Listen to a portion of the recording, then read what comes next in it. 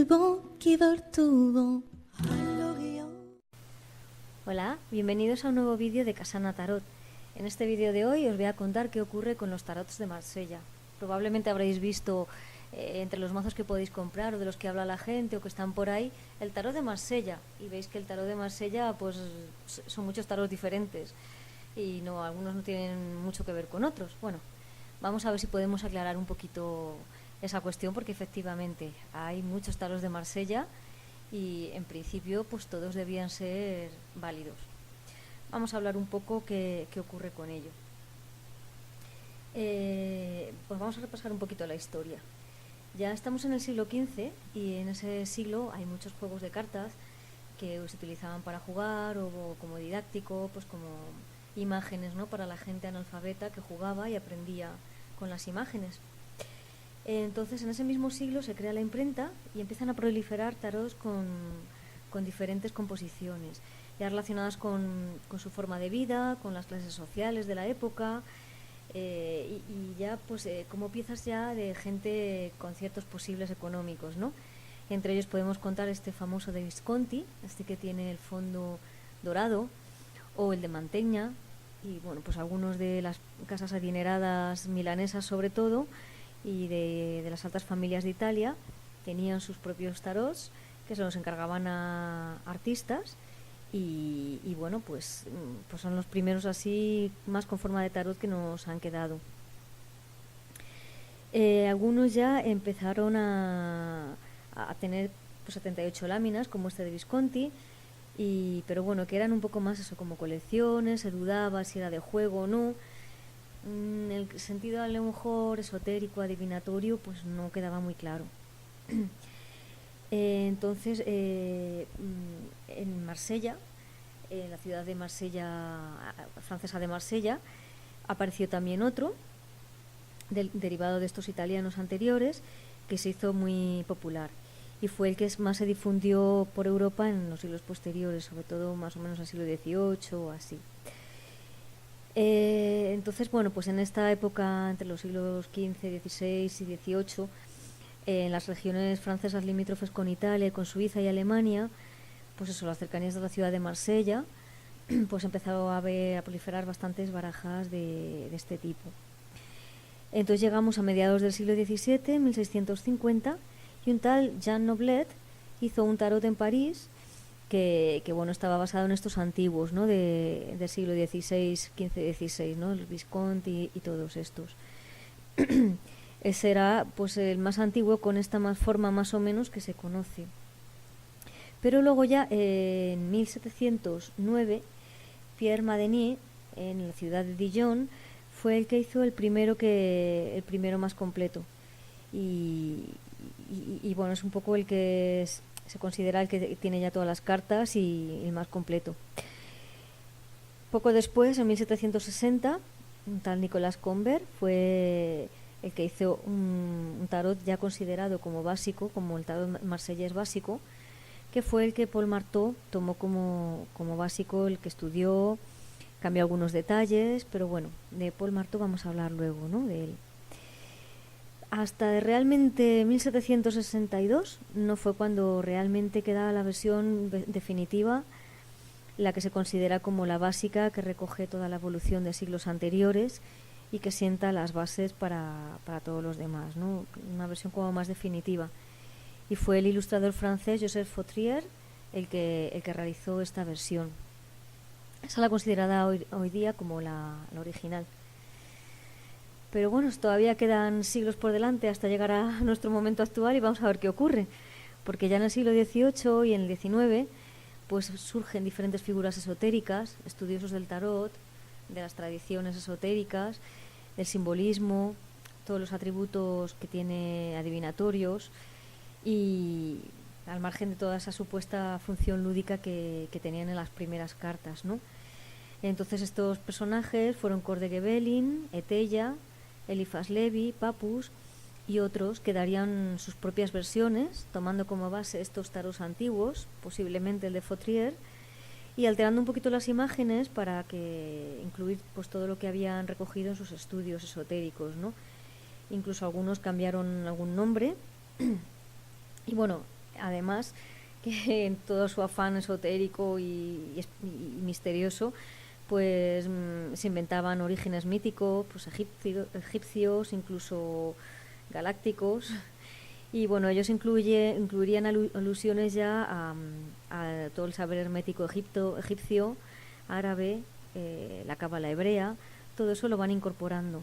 Toman como base esas imágenes antiguas y un poco las adaptan a lo que ellos consideran como una versión más completa y más rica, ¿no?, de todo el tema divinatorio. Estos personajes fueron muy famosos en las cortes, sobre todo francesas, y la alta nobleza pues los consultaba y tenían bastante fama como adivinadores y como personas de confianza, ¿no?, pues eso, de la alta nobleza, incluso de los reyes.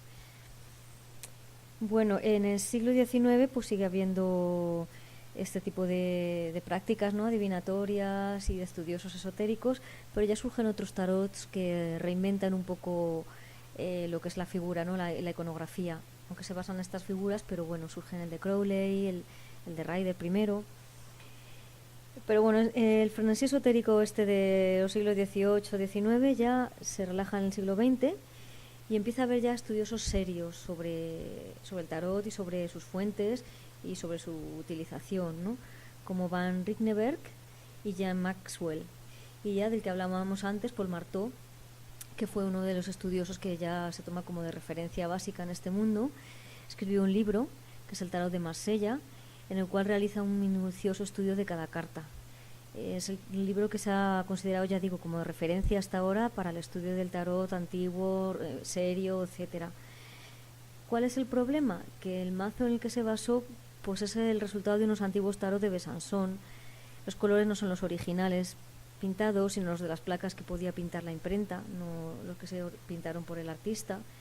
Y también consideró oportuno cambiar algunos detalles, algunos colores, algunas cosas que a él no le cuadraban, ¿no?, dentro de todos sus estudios.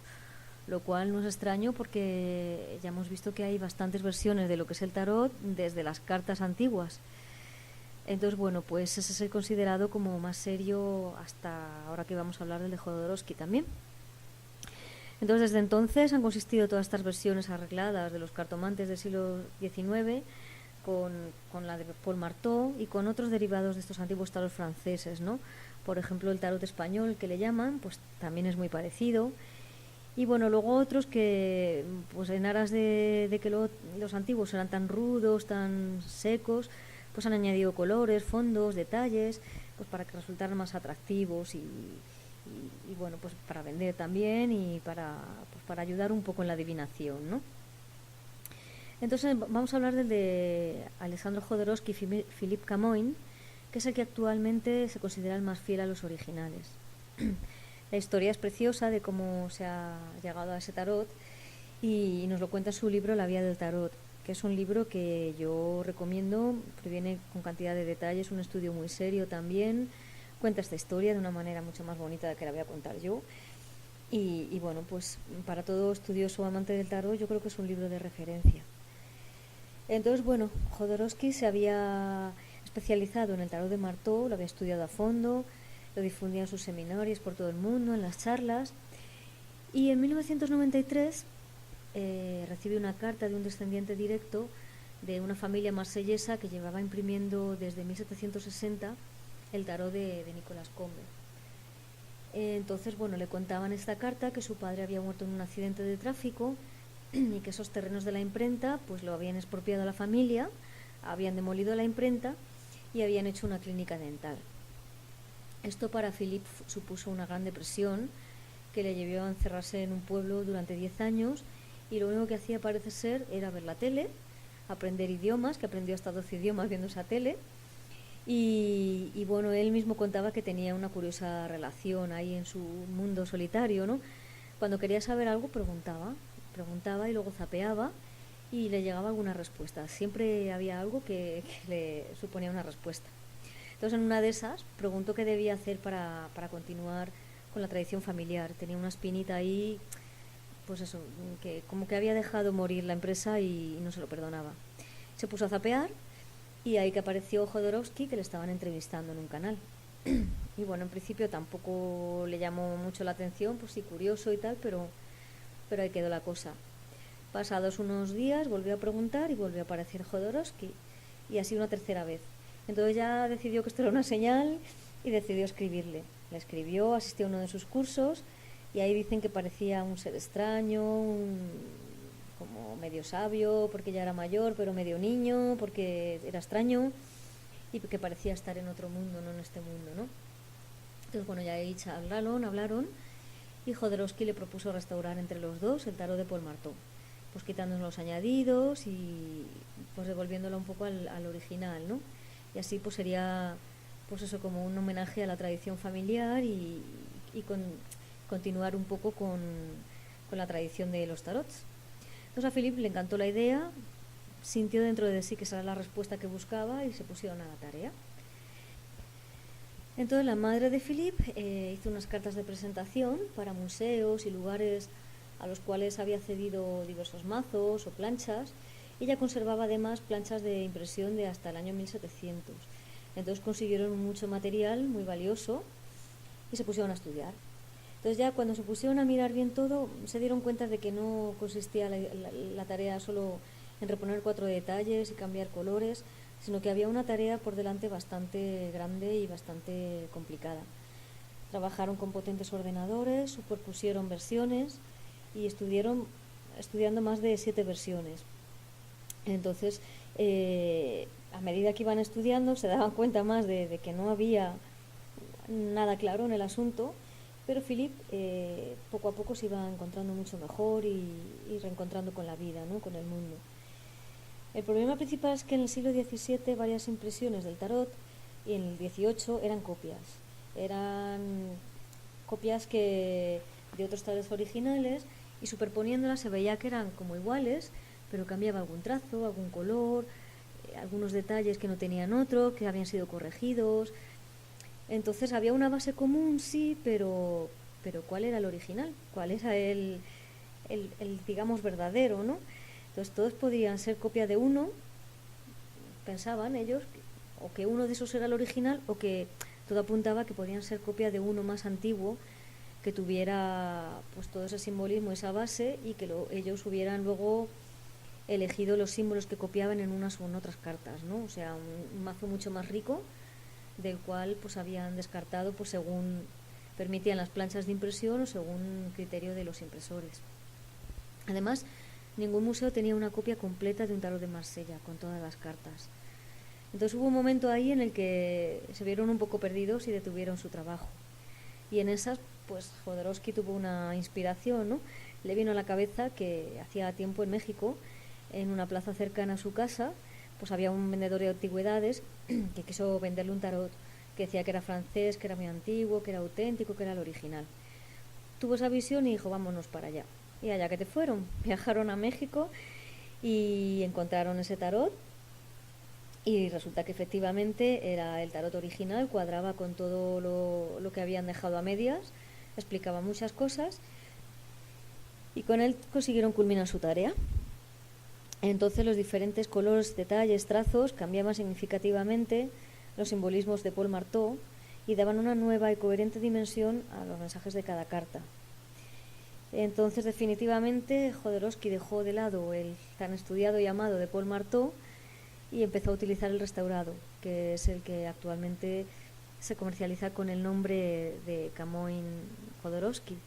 Y para imprimirlo, pues Philip Camoin inauguró una nueva imprenta marsellesa, y bueno, ya consiguió pues curar esa herida, ¿no? de haber roto la tradición familiar. Bueno, ya os digo que esto nos lo cuenta Jodorowsky en su libro. Tenéis además también todos los detalles. De verdad que la historia merece la pena leerla, y es un libro que no tiene desperdicio. También os recomiendo que consultéis un poco la web de Camoin, que ha hecho una web, Philip, con información, detalles, y a mí me parece interesante. Y bueno, contado todo esto, pues cada uno ya saca sus conclusiones, elige. Os recomiendo que lo observéis, de Jodorowsky Camoin, que os perdáis en los detalles, en los colores. Por ejemplo, a mí me llama la atención que tiene muchos más verdes, que en otros no hay tantos. Y a mí me llama también la atención, me transmite armonía, amabilidad, es como más agradable, no se hace tan difícil ponerse ahí a interpretar, ¿no? Así que nada, observarlo, dejar que os hable. Hay una sabiduría ahí pues que está contenida anónimamente durante siglos y de alguna manera u otra nos va a hablar, seamos más expertos o menos. Si nos dejamos llevar y perdemos un poco el control, pues nos van a venir mensajes que no, nos podrán parecer o no extraños, pero yo creo que sí que nos hablan las imágenes. Quizás para un principiante pueda resultar más complicado, pero probarlo, ya veréis cómo os sorprenderéis. Os animo, de verdad. Así que bueno, os dejo ya, que se ha alargado mucho el vídeo, y espero que os haya gustado y que lo hayáis disfrutado tanto como yo. Y bueno, os recomiendo también consultar mi web, donde podéis acceder a todos los vídeos, solicitar alguna consulta si lo deseáis, y que miréis los vídeos también en abierto para ahondar un poco en este mundo, y que os deis al me gusta si os ha gustado el vídeo. Así que bueno, hasta el próximo, muchas gracias y que tengáis buen día. Chao. Que tengáis buen día. Chao.